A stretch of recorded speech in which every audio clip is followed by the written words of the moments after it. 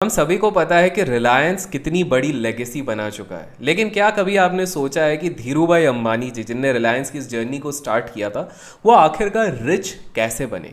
किस प्रकार से उनके बिजनेस माइंड ने, स्ट्रीट स्मार्टनेस ने उनको इतना रिच बनाया, आज हम समझेंगे इस वीडियो में और बहुत इंटरेस्टिंग लेसन्स आपको सीखने मिलेंगे। तो चलिए पपीता खाते हुए शुरू करते हैं आज के Dhirubhai Ambani, chairman of the Reliance Industries, thrilled investors with an announcement of a liberal 1-to-1 bonus offer. The company has also set up a target of doubling the value of Reliance in 5 years.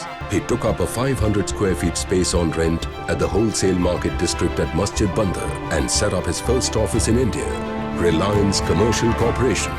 Soon he progressed from yarn trading to textiles and set up his first textile mill at Naroda. With this, a brand was born, Vimal. आगे जाने से पहले comment the name of the entrepreneur जो आपको सबसे ज़्यादा inspire करता है। बाद में मैं उनकी साइकोलॉजी को भी स्टडी करके आप लोगों के लिए फाइनेंस बेस्ड लेसन्स बनाऊंगा। मिड 70s की बात है, कपड़े और स्पाइसेस में नेविल वाडिया जी का राज होता था, जिन्होंने बाद में बॉम्बे डाइन की स्थापना करी, उसकी नींव रखी उनके बेटे ने।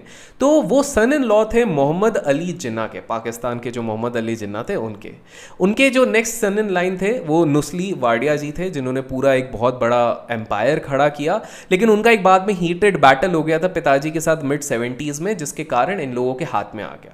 इनकी एक मोनोपोली रहती थी जिसको मुश्किल था तोड़ पाना, लेकिन धीरूभाई अंबानी जी ने इसको तोड़ा। टॉप पॉलिटिकल ऑफिशियल्स को ब्राइब किया। पहला चीज तो उन्होंने ये किया। In fact as the polyester king says, उन्होंने लेट इंदिरा गांधी जी को 1980s में उनके जो पॉलिटिकल कैंपेन्स थे उसमें बहुत हेल्प करी in terms of monetary funds.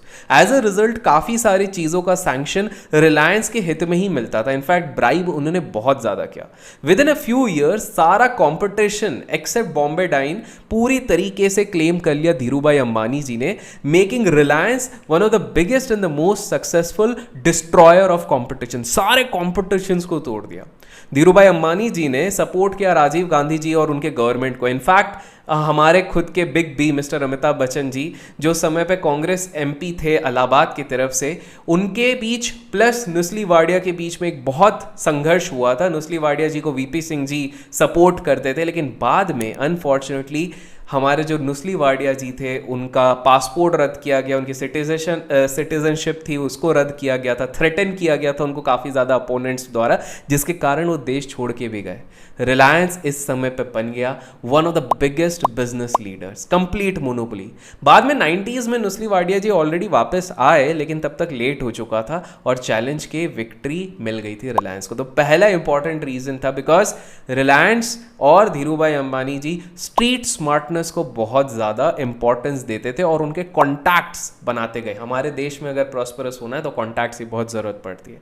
दूसरा रीज़न जानने से पहले अभी तक वीडियो लाइक नहीं किया तो मेक श्योर लाइक कीजिए। दूसरा रीज़न था क्योंकि धीरूभाई अंबानी जी अपना कॉमन सेंस लगाते थे। धीरूभाई अंबानी जी कभी भी कोई मैनेजमेंट या इंजीनियरिंग स्कूल नहीं गए, हार्डली कोई स्पोकन इंग्लिश की क्लास भी ज्वाइन करी, हिंदी भी उतने अच्छे से नहीं कह पाते थे, लेकिन उनको पता था कि सही इंसान को किस प्रकार से जॉब में लगाया जाए। उनकी कॉमन सेंस से वो ईजिली इंप्रेस कर पाए थे गुजरात के इन्वेस्टर्स को भी अपने कॉमन सेंस यूज करके to invest in his company. In fact late prime minister Gandhi ji, miss Gandhi ji को भी उन्होंने बहुत ज़्यादा हेल्प आउट करी थी उनके प्रोजेक्ट्स के लिए, और बाद में इन रिटर्न उनको फेवर मिला जब वो अपना ड्रीम प्रोजेक्ट रन कर रहे थे ऑयल रिफाइनरी के लिए। तो ये सारे give and take relationship common sense के कारण हुए। अब चलते हैं आगे धीरूभाई जी के बाकी सीक्रेट्स जानने की तरफ। उनका एक और रीज़न है जिसके चक्कर में वो बहुत आगे बढ़े, वो इसलिए था बिकॉज वो कभी भी माइंड नहीं करते थे नॉन शाइनी बिजनेस में जाने के लिए। आजकल हर कोई ट्रेंडी चीज़ों में जाना चाहता था, लेकिन उनकी नज़र धंधे पे होती थी और उनको लगता था जहाँ पर दूसरों की नज़र नहीं है वहाँ पर ज़्यादा पैसे बन सकते हैं, और ट्रेडिंग में भी वही चीज़ हेल्प आउट करती है, स्टॉक मार्केट में भी वही हेल्प करते थे।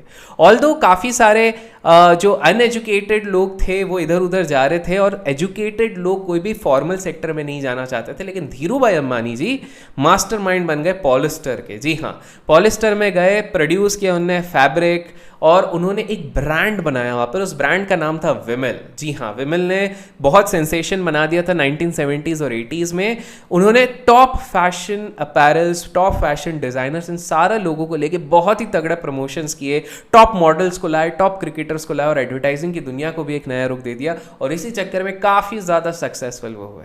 सो चाहे स्टॉक मार्केट हो, चाहे बिजनेस हो, चाहे कोई भी प्रोफेशन हो, हमेशा उस जगह पर मत जाओ जहाँ भेड़ चाल चल रही है। अपनी अक्ल लगाओ और अपने तरीके से करो। अभी तक वीडियो लाइक नहीं किया तो मेक श्योर लाइक करो। फाइनली धीरू भाई जी ने बनाया अपना मैक्स पैसा स्टॉक मार्केट से। बिसाइड प्रोडक्ट इनोवेशन, उन्होंने अपने फाइनेंशियल मार्केट के एक्यूमेंट को भी यूज़ किया। जब उनका आईपीओ 1977 में मार्केट में गया तो छोटे मझोले इन्वेस्टर्स को भी उन्होंने इस तरह से मोहित कर लिया था कि everyone was ready to invest in him. काफ़ी ज़्यादा लोग उसके लिए क्रेजी थे। इनफैक्ट अगर आपके घर वालों से भी आप पूछोगे, उनके जो बड़े बुजुर्ग थे मुंबई में स्पेसिफिकली रहते थे, वो सब के अंदर क्रेज स्टॉक मार्केट का धीरू भाई अंबानी जी के कारण ही आया था। बाय द वे, जाते जाते मैं आप लोगों को एक और इंटरेस्टिंग फैक्ट बता देता हूँ कि धीरू भाई अंबानी जी ने एक पर्सनल ट्यूटर रखा था अपने बच्चे मुकेश अंबानी और अनिल अंबानी को, केवल और केवल स्ट्रीट स्मार्टनेस दिखाने के लिए, सिखाने के लिए, जो कि किताबों में नहीं मिलेगा। इनफैक्ट उस टीचर का काम था ये सब सिखाना कि मान लो पब्लिक ट्रांसपोर्ट में आप जाते हो तो बिना टिकट आप कैसे जा सकते हो विदाउट बीइंग कॉट, किस प्रकार से आप जहां पर सिक्योरिटी गार्ड है उस गेट को भी आप कैसे पार कर सकते हो। ये सारे स्ट्रीट स्मार्टनेस सिखाने के लिए एक ट्यूटर रखा था, बिकॉज उनको पता था कि बिजनेस हो या आगे की दुनिया हो, सर्वाइवल ऑफ द फिटेस्ट होता है, तो इसीलिए ये सारी चीज़ें भी सिखाई जाती थी। आपको क्या लगता है, ये सारी चीज़ें सही थी यंग एज में मुकेश अंबानी और इनको सिखाने के लिए? और क्या आज हमको भी अपने बच्चों को ये सारी चीज़ें सिखानी चाहिए कि रादर देन जस्ट बुकिश ज्ञान आपको स्ट्रीट स्मार्टनेस सीखनी चाहिए? आपको क्या लगता है कमेंट्स में ज़रूर बताइएगा। और इसी तरह वीडियोज़ के लिए लाइक और शेयर करना ना भूलें। Till then, keep learning, keep growing, keep investing and keep trading.